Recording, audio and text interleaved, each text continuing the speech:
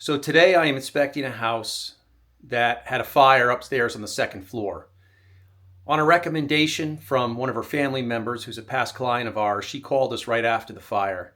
We responded right away and we got her house boarded for her, took care of some temporary electric, had standing water removed from her basement, got her situated in temporary housing, and then reported her claim for her.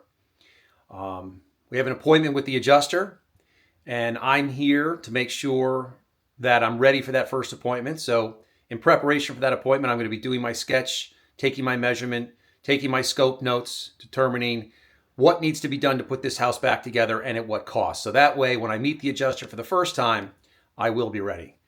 So let me take you on a tour. So as I mentioned, this was a second floor fire. Fire in the bedroom.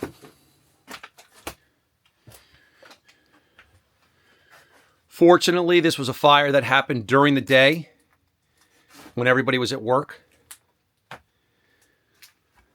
Quite a bit of fire damage to this room, and it got hot. So this fire happened at night. The results could have been far worse.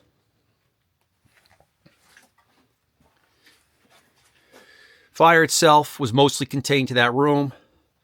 So what we're looking at out here is heat and smoke. See some firefighting activities in the adjacent room where the fire department removed the ceiling, checking for extensions of fire. Now, as I mentioned, the fire was contained up to the second floor, but that's not the end of the damage, because as is often the case, there's nearly as much damage, if not more, downstairs caused by the water from fighting the fire. So as you can see, these ceilings are soaking wet.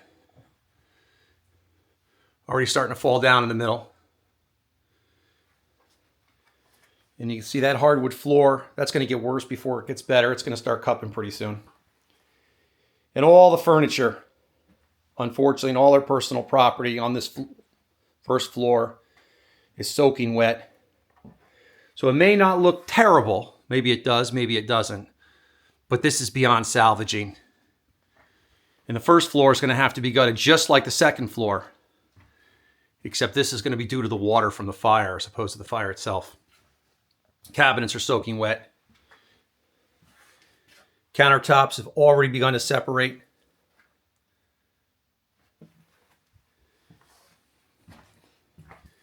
Same situation down the hall.